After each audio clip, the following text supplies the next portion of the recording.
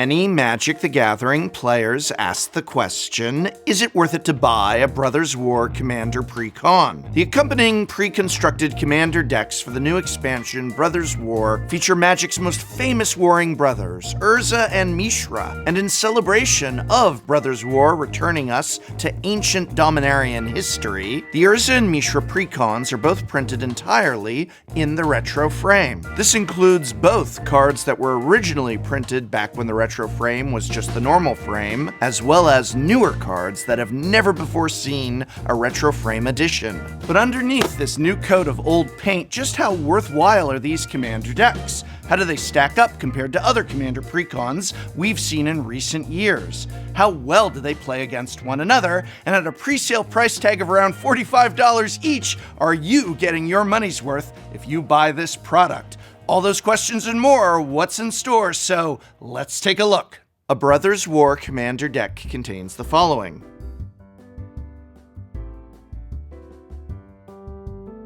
One playable, right-out-of-the-box 100-card Commander deck, complete with 10 brand new cards, with the rest of the cards being reprints. Within those 100 cards, each has a primary commander and an alternative commander, each of which are in the retro foil treatment. There are also 10 double-sided tokens, a life wheel, a thin cardboard box,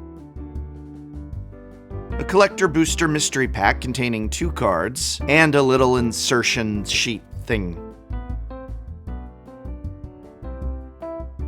Price on these is now up to $44.95. One of the biggest distinctions, besides of course the power of these decks, is the retro border treatment, which even applies to the foils. I like the retro style of the foils, though they use present-day technology as they curl like no one's business. But as a major, and I mean major fan of the old style border, these decks leave me disappointed, as the printing, in my evaluation, is not up to quality standards. Here you can see a comparison of original old border cards with the new. I find these new ones to be in many cases darker, their inks and typography less vibrant than on classic cards. And even if we compare these to current day secret layers that were made in the retro frame, I feel the Commander cards from these decks are absolutely the worst quality. During gameplay, this led to a big headache when looking at my hand, and I really worry that the lesson Wizards of the Coast is going to take from frustrated feedback regarding this is that they should not do retro frames, or at the very least not do an entire retro framed deck, when really the lesson they should be taking is that they need to improve their print quality and strive for better quality assurance. But what if you don't care about retro frames one way or another?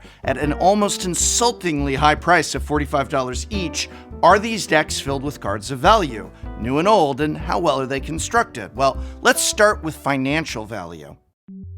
Despite there not being an official MSRP anymore, the sale of these in big box stores lets us see that, yes, these are intended as the same price as the once-a-year Commander decks at $44.95, which is pricier than Commander precons associated with standard sets tends to be. The total value of the singles in Urza's Iron Alliance is $91.54, while the value of Mishra's Burnished Banners singles is $107.49. While that might seem like a lot, remember that each of these contain 100 cards, so even 20 cent, 30 cent, 50 cent cards in such a high number will add up. So what if we eliminated the bulk and only looked at the cards worth $1 or more? Well then, this would bring Urza's precon to $63.77, while the Mishra precon is a little bit more at $77.75. Compared to the remaining value, when we look at the Spring Commander sets, this, while still nice, is skewing lower than average. There are 28 cards in Urza's Iron Alliance worth more than $1. To my amazement, the most expensive card in this deck is Relic of Progenitus, which is up to $6, and it also happens to be the most expensive reprint as well. Other noteworthy reprints include Shimmer Dragon and Skull Clamp, both of which currently go for a little more than $5. What's very unusual here is that only 3 of the new cards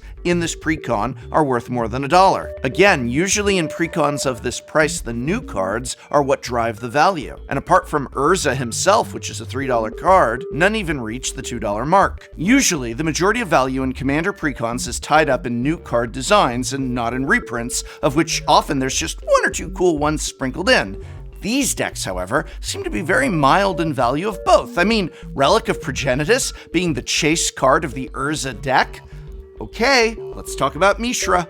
Now, there are 30 cards in Mishra's Burnished Banner that are worth more than $1. The most expensive card is Lithoform Engine at $7.52, which is also its most expensive reprint. Other notable reprints include Cursed Mirror and Joyra Weatherlight Captain, which are $6.84 and $5.70, respectively. As with the Urza Precon, only 3 of the new cards are worth more than $1, and only the deck's commander, Mishra, lands above the $2 mark.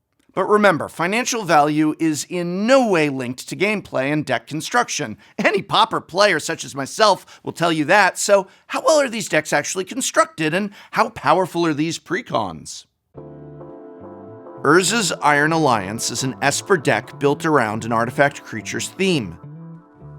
The goal of this deck is simple: build a massive army of evasive constructs and other artifact creatures, and send them into battle against your opponents. In terms of the deck's construction, Urza's Iron Alliance has most of the greatest hits of artifact creatures and artifact creature synergies in Esper colors. In fact, there are 36 creatures in total in this precon, plus several more non-creatures that generate creature tokens. There is a smattering of card draw and removal, including 3 board wipes, a decent selection of artifact-based ramp in the form of signets and other mana rocks, and notably 0 counter magic. The mana base here is also noteworthy, as there's plenty of dual lands, including all the temples, bounce lands, and Modern Horizons 2 artifact duels. Lots of other non-basic mana fixers like Exotic Orchard, Ash Barrens, and Evolving Wilds, and even a full set of on-color Mirrodin artifact lands in that retro frame. All of this leaves for only 11 basic lands. Can you believe it? A 3-color commander precon with only 11 basic lands?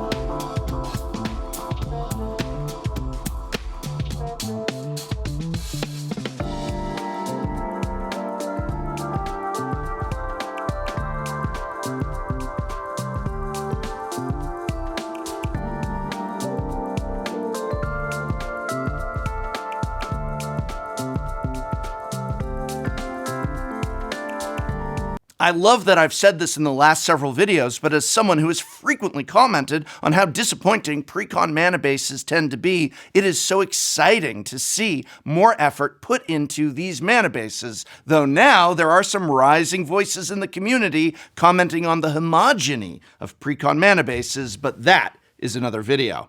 Mishra's Burnished Banner is a Grixis precon built around mobilizing non-creature artifacts for war. This deck's commander, Mishra, creates a token that's a copy of target non-creature artifact you control at the beginning of combat, except its name is Mishra's Warform and it's a 4/4 creature in addition to its other types. I think it's easy to look at this ability and mistake the deck's initial game plan. Yes, the token you create becomes a 4/4 creature, but combat is not the primary aspect of the ability to prioritize in the early phases of the game. I feel Mishra's ability is at its best when you are copying an artifact with an enters the battlefield trigger, a leaves the battlefield trigger, or an ability to sacrifice itself. Sometimes you'll attack with the creature tokens you make, but more often the purpose of making a token is to generate further value out of your artifact permanents. Make a token of an Executioner's Capsule, then sacrifice the token to destroy a scary creature your opponent controls. That said, there are plenty of non-creature artifacts in this deck that can attack, since their ability does not require them to tap themselves. Ichor Wellspring is a great engine in this deck, and Mycosynth Wellspring and Servo Schematic are templated similarly, and thus all of them are great candidates for Mishra's replication. Overall, Mishra's Burnished Banner has an array of card draw, removal, and ramp that's comparable to the Urza Precon. The deck only has 2 board wipes, however, but the board wipes are stronger than the ones in Urza's Precon. And the mana base here is on par with Urza's as well. The same set of duels and other land-based mana fixing, the same artifact lands, and just a couple more basics at 13 total.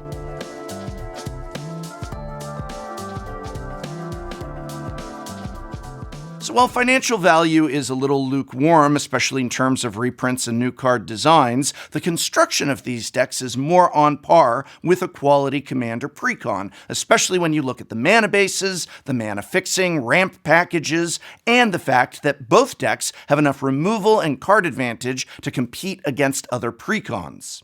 As far as how the 2 decks compare to each other when played, each has its merits. The Urza Precon is far less nuanced. You make big artifact creatures, you attack your opponents with them, you hopefully win the game. The Mishra Precon, on the other hand, will be more challenging to pilot optimally, at least for newer players. Some understanding of synergy and how to maximize the value of your cards is required to get the game results with this deck. Choosing which non-creature artifact to copy with your commander and how best to use that token copy once you have it will take some practice. So while I feel the Mishra deck is the stronger of the two, I feel the Urza deck is the better for new players, given its straightforward approach. Now, I do not think this gap is significant, but I do think it is worth talking about. Generally in Commander, you have the most success with a deck that doesn't just care about creature combat. Mishra's Precon certainly can get its hands dirty in the combat trenches, but the ability to do more than just turn creatures sideways ultimately gives that deck the edge in the head-to-head matchup. If you are a fan of intricate gameplay and maximizing card synergy, Mishra's Burnished Banner is the perfect Precon for you. Final conclusion: while both Urza's Iron Alliance and Mishra's Burnished Banner remain excellent for fulfilling the thesis of decks that are playable right out of the box, I feel both their reprints included as well as new card designs are lackluster compared to other Commander Precons at this price range. If these had been $20 decks, like I almost suspect they were intended to be, then they'd be a home run. But as it stands, there's nothing particularly splashy here, nor anything too original. Good mana bases though, and again, you can get these as a new player or someone new to Commander to buy and play right out of the box. But when I factor all that in with the fact that I do not feel the retro frame print quality was accomplished successfully, whether you want to argue that the retro frame itself is ugly, or like me and want to argue that the print quality is poor, or maybe both, I think most players will agree the look isn't where it should be, and that is exactly the grade I'm giving these decks. A B. They're still very good, but they're short of the sort of excellence that decks of this price range typically encompass. I hope very much this video has been of some help to you. You can help me out greatly just by sharing this video with a friend or posting a comment, hitting like, and especially subscribing if you haven't subscribed yet. Will I be the first Magic the Gathering channel to hit 1 million subscribers? Well, not if you don't subscribe, so it's pretty much just a high score at this point, but you know, it'd be nice. And remember, whether you're buying a Commander Precon or just some packs to draft with friends, when it is possible and when it is reasonable to do so, try and spend that money where you spend time playing this great game. And that is at your local game store. You're supporting your Magic the Gathering community when you do.